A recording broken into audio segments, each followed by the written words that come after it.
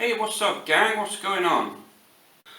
Well, now that my Lego City Brickstead is growing quite quickly, I was thinking the other day we maybe need some public transport to transport minifigs round and about.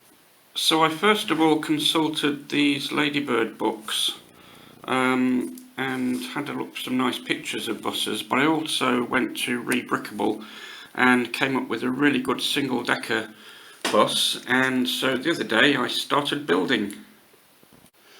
Well, we've just had a delivery from Rebrick, so let's unbox it.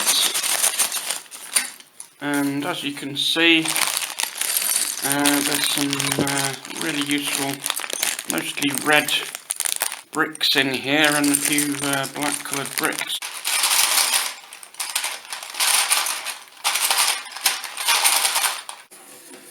So here's the first part of the build completed now.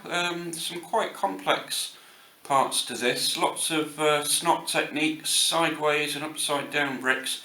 This windscreen, for example, is an upside down piece, although it looks the right way up, it's actually got the studs underneath there, so there's some quite complicated bits to this. And this is the finished product, which I think you will agree is quite a nice little retro style single-decker bus. It's got this nice petrol cap on the outside, nice little wing mirror, and it's got the usual sort of cut-out piece at the front, which certainly British buses often used to have back in the day. I've not put any stickers on it yet. It should have a sort of engine grille sticker on there, and obviously the numbers should be stuck on there as Lego stickers, but otherwise it's pretty much finished. There's some nice snot techniques there, the windows going on sideways there. Now the instructions are on Rebrickable by a designer called Geraldo, and most of his instructions seem to be free of charge. Which I think he ought to charge for them, to be honest, because his designs are so good.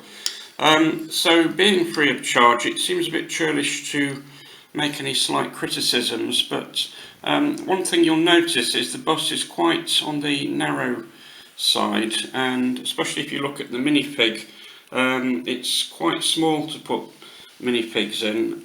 In fact, if we take the roof off so I can show you better inside, really there's not enough room in here to put any seats, to be honest. We've got this big archway here at the back which kind of stops you from putting any seats there.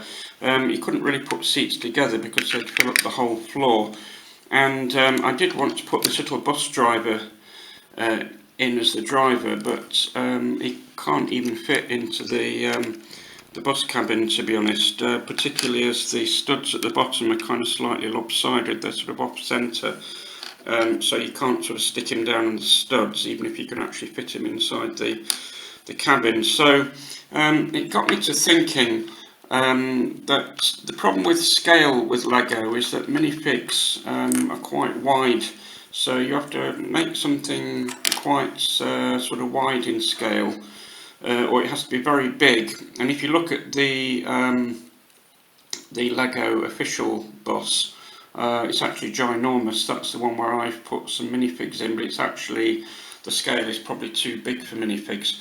So I was thinking what I might do is take the basis of this idea, maybe stretch it a couple of studs sideways so we can put some seats in, and sort of rebuild it from the ground up, to be honest, and see if I can make a double-decker bus, which is not too big, you know, as with the official Lego bus, but maybe big enough to put some minifigs in, at least sort of one minifig each side of the aisle on the bus. Obviously you wouldn't be able to get two in there each side because it will just make it too big.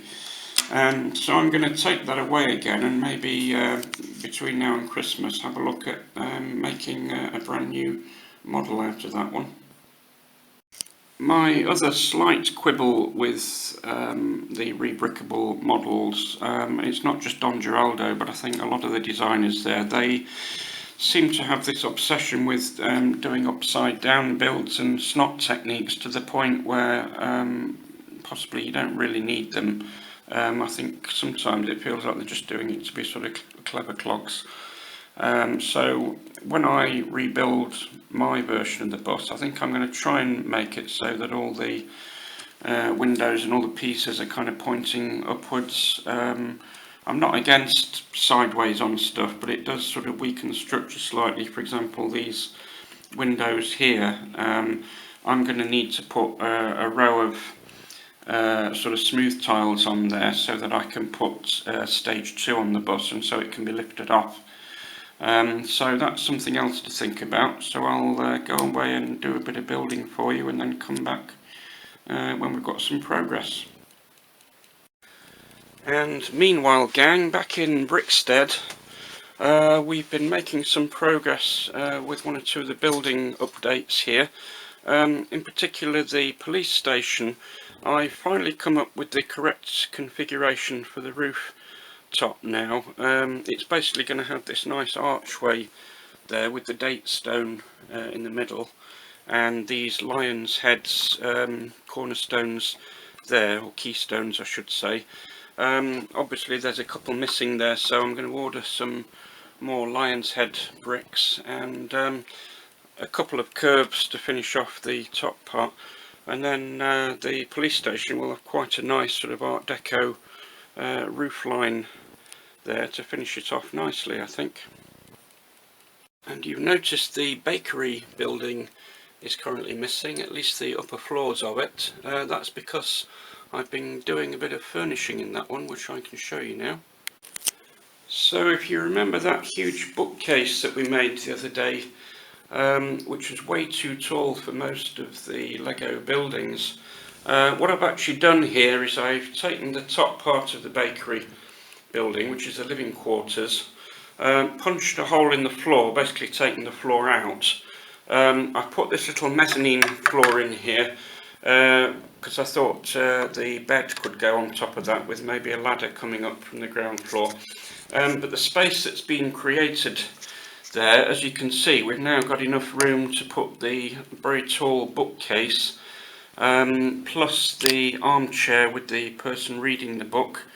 I've also altered the table slightly. This is actually better than the official Lego version, because I've managed to squeeze a teapot as well as a cup and saucer onto the table, and I've done that by adding an extra stud. I've used two 1x1 studs sort of diagonally, and then a couple of plain 1x1 tiles either side of that. So we've actually got two studs on that round table, and we've put a cup and saucer and a teapot there, and as you can see, we've also got the inkwell, the letters, and also the ladder coming up here to the bookcase. There's a couple of books missing there. I need to get some round, sort of smooth round pieces to make the spines of the books. It's got the nice globe on the top there, and I've also got a smaller bookcase there, which I think I'm going to balance with maybe a chest of drawers on the other side, about the same height.